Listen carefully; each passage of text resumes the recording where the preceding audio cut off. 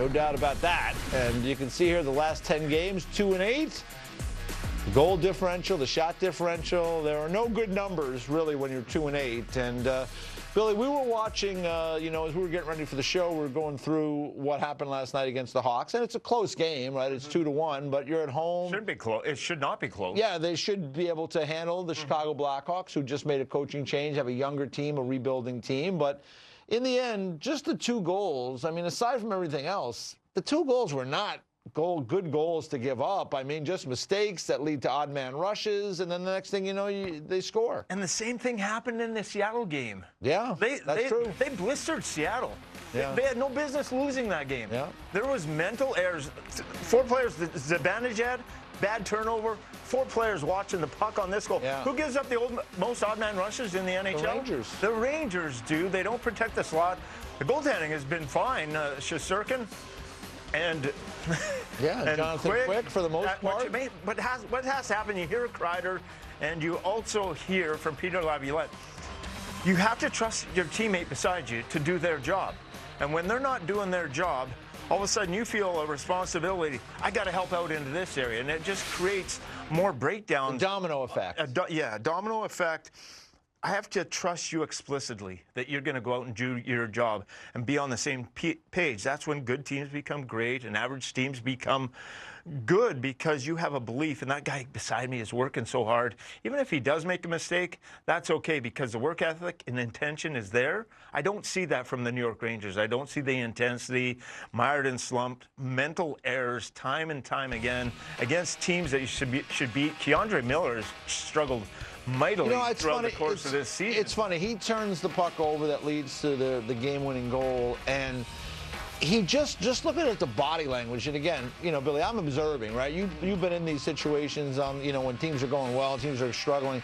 His body language just looks like he is a guy that has really lost his confidence right now. And that's unfortunate, because this was a really good young player, and he's still learning. He's still a very young guy in this league, but right now he is bereft of confidence. But he's had a few years in the league. Yeah. Too. He's not walking in second year. Yeah. First, second. That's true. Yeah, you're right. He's had some time. He had a really good year last year to try and follow up. He skates about as good as anyone they could ask for, can defend long reach.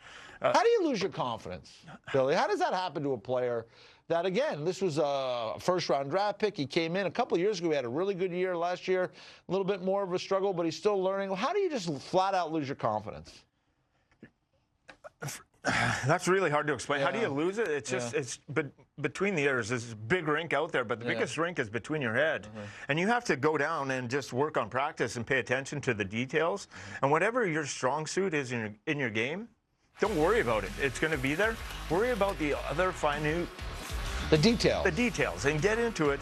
And once you become with that structure, if you go into a game and I'm one of the top scorers in the league and I'm struggling, just go out and play Zibanejad.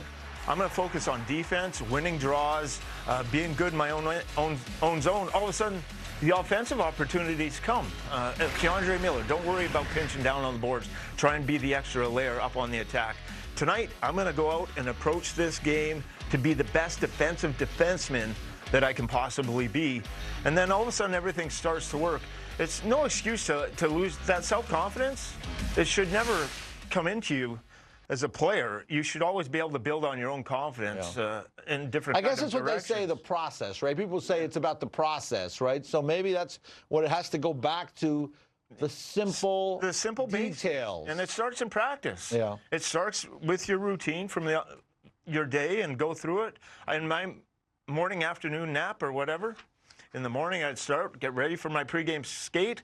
In the afternoon, I would take time and put the earphones on, some meditation, and go through the game visually throughout the course of my mind. And in a positive manner. And try and, positive, and try and focus on that. I knew I wasn't going to score a lot of goals, but just concentrate on doing my job to the best of my ability and make sure the effort was there. If the effort is always there, then you're not going to lose your confidence, because you're going out. The worst word in the English dictionary is try. Yeah. You know why? Because you can never try. You either do or you don't.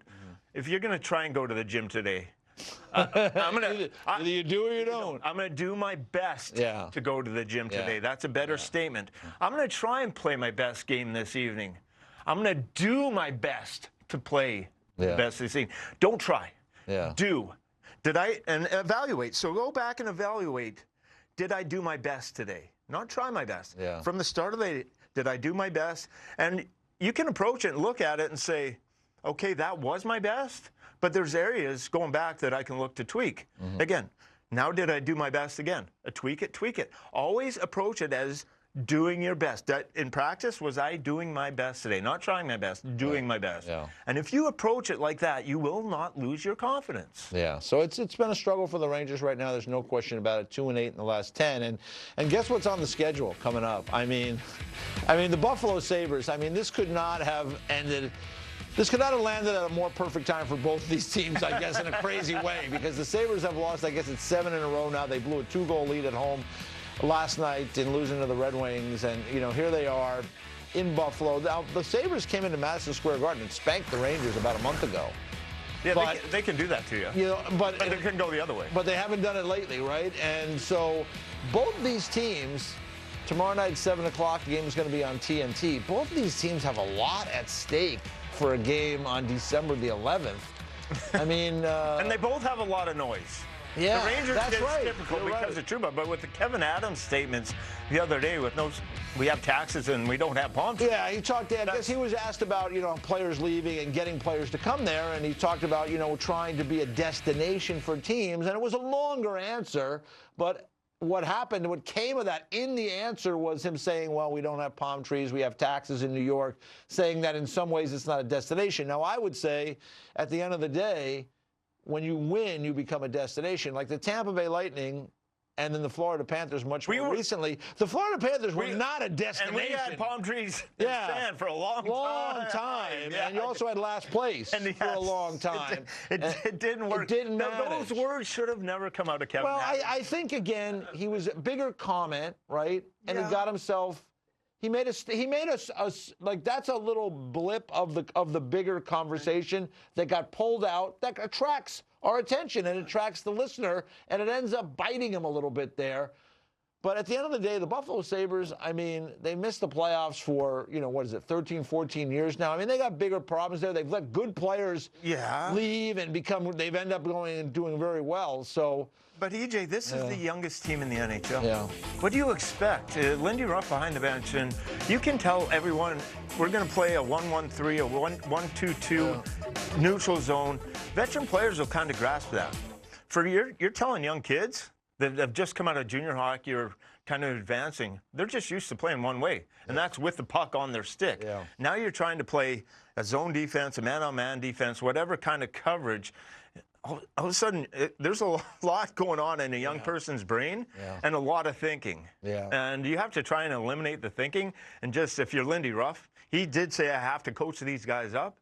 But you have to make it as simple as possible, because when you're thinking as a player and it's not read and reactionary, then you're in all kinds of problems. Yeah. It has to become read and reactionary for this young Sabre team. And on the Rangers side of it, it's a big game, trying to crawl back, and all of a sudden they're getting pushed from the bottom here. Columbus, Philadelphia, look at the Metro standings, even the Penguins, Blue Jackets. That is crazy to think. Crazy to think. Columbus is only in last place, but only 2 points back of the New York Rangers. Anything could happen at this point, the way the Rangers are going. Who knows is going to finish in fourth in that division.